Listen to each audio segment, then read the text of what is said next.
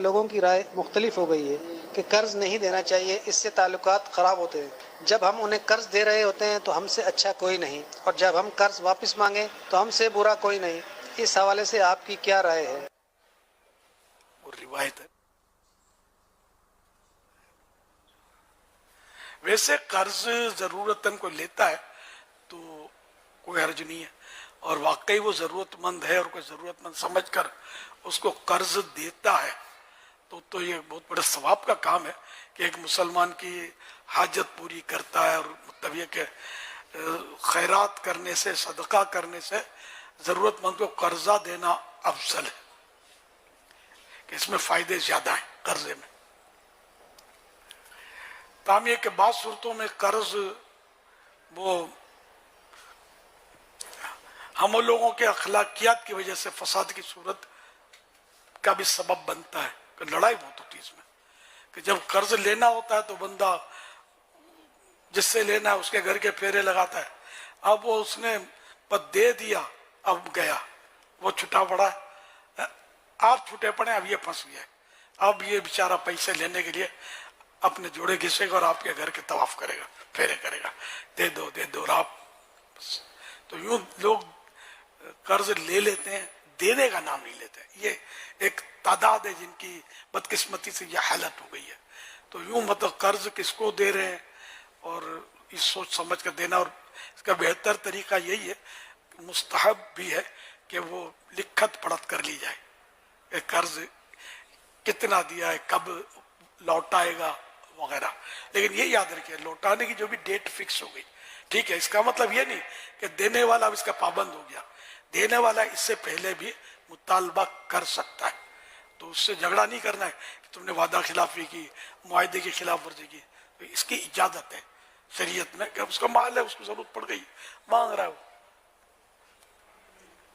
جو قرضہ لیتا ہے اس کو بھی تو اگر حالات ایسے ہو گئے کہ وہ دے سکتا ہے تو وہ وقت پر سے پہلے دے دے تو زیادہ اچھا نہیں ہے؟ بالکل بالکل، وقت سے پہلے، اور دودھ میں دھوک کے دینا چاہیے کہ نہیں نہیں نہیں، آپ دھکا نہیں کرنا، میں آ رہا ہوں، میں دے جاؤں گا۔ مجھے ایک دے جائے۔ یاد آ رہا ہے کہ وہ کسی نے اپنی بیٹی کی شادی کے تعلق سے پیسے جمع کیے ہوئے تھے، اب بیٹی کی شادی کو تھوڑا ٹائم تھا، وہ کر رہا تھا، تو کسی نے قرضہ لیا، اور قرضہ یہ کہہ کر لیا کہ بس میں واپس کر دوں گا، تو اسے کہا یار تیرا بیٹی کے لیے رکھا ہے، چلو بھی بیٹی کی شادی کو تھوڑا ٹائم ہے یار واپس کر دینا۔ حضور بیٹی کی شادی اوپر آ گئی، مگر واپس کرنا دور کی بات ہے، پھر تو جو پتہ چلا ہے جو میری معلومات میں اس کے لیے مسائل ہو گئے۔ جب ایسے واقعات ہوتے ہیں نا تو پھر قرضہ نہیں مل رہا ہوتا تو رقم یہ تو چلو کہ اگر بالفرض مجبور ہے نا اور نیت دینے کی ہے تو اللہ پاک اس کی مدد کرے گا کہ اس کا قرضہ ادا کروا دے، یہ خیال رکھیے گا۔ نیت جب کہ وہ 100% کہ میں نے یہ دینا ہے، اب پہلے سے نیت ہی خراب ہے تو ہے نا، نیت میں خطرہ جھولی میں پتھرا، تو وہ تو برباد ہے۔ یہ شخص جو اس نیت سے لیتا ہے کہ میں نہیں دوں گا، تو یہ تو ایک طرح کا چور، ڈاکو، غاصب، تو جو لقب ملے اس کو چلے، مطلب وہ اس طرح کے لوگ ہوتے ہیں جو سفید پوش ہوتے ہیں، ان کو نہ پولیس پکڑ سکتی ہے نہ کوئی اس پر انگلی اٹھا سکتا ہے، لیکن یہ چور ڈاکو سے بھی کم نہیں ہے، جو اس طرح دھوکہ دے کر، میٹھے بن کر لوگوں سے قرضہ لے کر، اور ذہن ہی ہوتا ہے کہ دینا نہیں ہے، یہ تو سخت گناہگار جہنم کے حقدار ہیں۔ ساتھ ہی ایک اور چیز جو مارکیٹ میں چل رہی ہے، میں چاہوں گا اس کی بھی وضاحت ساتھوں ساتھ ہو جائے، کہ اگر کوئی کسی سے کام لینا چاہتا ہے تو کہتا ہے یار آپ کر دو، میں آپ کو 1 مہینے میں پیمنٹ دے دوں گا، 15 دن میں پیمنٹ دے دوں گا، 20 دن میں پیمنٹ دے دوں گا، 3 مہینے میں دے دوں گا۔ اچھا یہ جب یہ کہہ رہا ہوتا ہے نا تو اس کو پتہ ہے کہ میں نے اس کو پیمنٹ دینی اس ٹائم پر نہیں ہے، دیں گے، لیکن ابھی اس کو میں بولوں گا 6 مہینے کے بعد دوں گا تو کام نہیں کرے گا، تو اس کو میں 15-20 دن، 1 مہینہ، 15-20 دن، 1 مہینہ کہہ کے یا 4-6 مہینے ویسے میں کھینچ جاؤں گا، اور 6 مہینے بھی دوں گا تو میرے کو شکریہ ہی ادا کرے گا، چلو مل تو گئے۔ تو جو شخص اس انداز پر پیسے لیتا ہے اس کے بارے میں کیا حکم ہے؟ ظاہر ہے کہ وہ جھوٹا وعدہ کرنا پڑ رہا ہے کہ یہ طے ہے کہ میں نے وعدہ پورا کرنا ہی نہیں ہے، تو یہی تو وعدہ خلافی ہے کہ میں جو کہہ رہا ہوں یہ میں نے کرنا تو نہیں ہے، وہ جھوٹ بول رہا ہوتا ہے۔ تو کئی گناہوں کا مطلب کانٹوں کا گچھا جو ہے یہ مطلب اس نے مطلب رکھا ہوا ہے، تو یہ آخرت میں پھنس جائے گا ایسا شخص۔ اگر واقعی نہیں دے سکتا تو کلیئر کٹ کہہ دے کہ یار میری پوزیشن نہیں ہے، میں انشاءاللہ دے دوں گا. اور جو سچا آدمی ہوتا ہے نا وہ پہچانا بھی جاتا ہے بعض اوقات, لیکن جھوٹے آدمی بھی پہچانے جاتے ہیں. بہت سے لوگوں کو تجربہ ہو جاتا ہے کہ یار یہ ہے ہی چیٹر, ایسا کرتا ہے. تو اپنی چرب زبانی سے بعض اوقات یہ بندے پر تو چھا جاتے ہیں ایسے لوگ, لیکن رب کو سب پتا ہے. تو مارکیٹ ٹرینڈ ایسا ہو چکا ہے کہ پہلے بالکل جیسے حالت بگڑی ہوتی تھی نا, تھوڑا نظر آتا تھا کہ یار واقعی ضرورت مند ہے تو اس کو دینے کا دل کرتا تھا, تو آدمی ضرورت مند بن کے سامنے آتا تھا. اب حضور جس سے مارکیٹ میں بزنس کے نام پر پیسہ لینا ہے نا, تو وہ ضرورت مند والا بن کر نہیں آتا, وہ ٹھیک ٹھاک ایک اچھا خاصا آدمی بن کر آتا ہے. مہنگی گاڑی ہوگی, سارا مطلب کہ مہنگا نظام بنا کر رکھا ہوگا کہ اس کو دیکھ کر لگے گا یار یہ پیسے تھوڑی کھائے گا یار, اتنی مہنگی گاڑی. اب یہ تھوڑی پوچھنے جائے گا کہ یہ گاڑی تمہاری ہے کہ کرائے کی ہے. یعنی اب یہ دکھانا بھی معاشرے کا ایک حصہ بن چکا ہے کہ اس طرح مہنگا خود کو دکھائے تاکہ لوگ اس پر اعتماد کریں کہ یار یہ تھوڑی پیسہ کھائے گا اتنا بڑا آدمی, اور یہ بڑا آدمی کا سارے پیسے واپس کر دیں نا تو شاید یہ خود وہ شرعی فقیر ہو جائے گا. خوبصورت قیمتی پین, قیمتی چشمہ. اب تو موبائل آ گیا ہے بچوں کے ہاتھوں میں. ایک دور تھا مجھے پتا ہے کہ وہ موبائل ساتھ جس کے ہو نا, یہ پارٹی, اور اس کا امپریشن, اس نے موبائل رکھنا ہے ٹیبل پہ, کچھ بولے یا نہ بولے, اس موبائل کا امپریشن ہوتا تھا کہ یار موبائل اس کے پاس.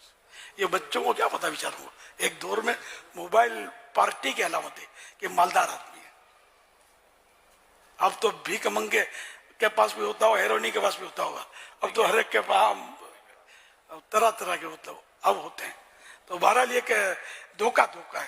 اگر کسی کو اس لیے اگر مطلب ظاہر ہے کہ مہنگے والا یا موبائل اس لیے شو کر رہا ہے یہ سب دے رہا, تو دھوکہ تو ایک طرح سے دھوکے ہی کی صورت تو ہے نا اس میں. اب اس کے ذریعے پیسے کھینچنے اور کچھ مالی طور پر, تو یہ تو پھر اور اس کی صورتیں بنے گی گناہوں کی. اگر وہ صورتیں گناہوں بھری ہیں تو اللہ پاک رحمت کی نظر فرمائے. فرمان آخری نبی صلی اللہ علیہ وسلم, قرض دین کا عیب ہے. بزرگان دین رحمہم اللہ المبین فرماتے ہیں, یہ پہلی جو حدیث میں نے سنائی, قرض دین کا عیب ہے. حوالہ تاریخ دمشق لابن عساکر, جلد 56, صفحہ نمبر 523. بزرگان دین رحمہم اللہ المبین فرماتے ہیں, قرض کا ٹینشن عقل کو خراب کر دیتا ہے. حوالہ مرآت المناجی, جلد 4, بالتصرف. فرمان آخری نبی صلی اللہ تعالی علیہ وآلہ وسلم, مالدار کا قرض کی ادائیگی میں ٹال مٹول کرنا ظلم ہے. حوالہ بخاری, جلد 2, صفحہ نمبر 109, حدیث نمبر 2400. اس فرمان مصطفیٰ صلی اللہ علیہ وسلم کی شرح میں شارح بخاری مفتی شریف الحق امجدی رحمت اللہ علیہ فرماتے ہیں, مالدار کو یہ جائز نہیں کہ میعاد پوری ہونے پر قرض کی ادائیگی میں ہیلا بہانہ کرے. ہاں اگر کوئی تنگ دست ہے تو وہ مجبور اور معذور ہے. حوالہ نزہۃ القاری, جلد 3, 578. تو جو قرض ادا کر سکتا ہے اس کو قرض ادا کرنا ہوگا. امام غزالی رحمت اللہ علیہ نے تو یہاں تک لکھا ہے کہ اگر نقدی نہیں ہے تو اگر اس کے پاس اضافی گھر کا سامان, اضافی کا لفظ بھی نہیں ہے, گھر کا جو سامان ہے وہ بھی بیچ کر قرض ادا کرنا پڑے گا. تو گھر میں تو اضافی سامان ہوتا ہے, بہت سارا ہوتا ہے, ایک سے ایک ڈیکوریشن ہوتا ہے, شو پیس ہوتے ہیں جو نہ پیٹ بھرتا ہے اس سے, نہ تن ڈھکتا ہے, نہ سر چھپتا ہے. خالی لاکھوں روپے کے ڈیکوریشن پیس گھر میں ہوتے ہیں اور اس کے بیچارے کا 1500 روپے لے کے بیٹھا ہو, اس کو دیتا نہیں ہے. تو یہ بیچ باچ کر بھی نہیں دے گا تو امام غزالی نے لکھا ہے کہ گناہگار ہوگا. سامان بیچے اگر ہے تو اس کے پاس. تو اس لیے وہ قرض اول تو آدمی لے ہی نہیں, لینے میں پھر کوئی ٹینشن ہے, اور لے تو پھر وقت سے پہلے دے دے. اور سود حرام ہے, یعنی کہ قرضے سے سود ہے یہی کہ اپنے قرض سے نفع اٹھانا, فائدہ اٹھانا. تو اس لیے وہ یہ مقرر ہوتا ہے سود کہ اتنے % جیسے میں لوں گا یا میں دوں گا، جو بھی طے ہو جائے. اچھا، اور ایک صورت سرکار صلی اللہ علیہ وسلم سے بڑی پیاری ثابت ہے کہ جیسے کہ کسی نے بارگاہ رسالت میں قرض لینا ثابت ہے سرکار سے صلی اللہ علیہ وسلم سے، قرض لیا کسی سے، تو پھر اپنی مرضی سے اس کے مانگے بغیر، نہ کوئی اس میں کوئی کسی قسم کا معاہدہ نہیں ہے، اپنی مرضی سے کچھ زیادہ دے دیا اس کو. ہاں اچھا، یعنی یہ معروف نہ ہو کہ مطلب زیادہ دے گا اور زیادہ لے گا، دینا ہوتا ہے، یہ نہیں. اب جیسے آج کل معروف نہیں ہے اس طرح دینا ہے، تو میں نے بولا تو بہت سو پتہ چلا ہوگا کہ نئی چیز ہے یہ. تو اس طرح اپنے طور پر کچھ زیادہ دے دینا یہ مستحب ہے کہ اس سے اس کی دل جوئی ہوگی نا. لیکن اگر یہ عرف بن گیا، ٹرینڈ ہو گیا کہ بھئی جو بھی قرضہ لیتا ہے وہ سود طے نہیں ہے کچھ بھی، لیکن کچھ لوگ اپنی مرضی سے اس نے دینا ہے اور میں نے لینا ہے اس سے، تو یہ پھر ناجائز ہو جائے گا. صلو علی الحبیب صلی اللہ علیہ محمد.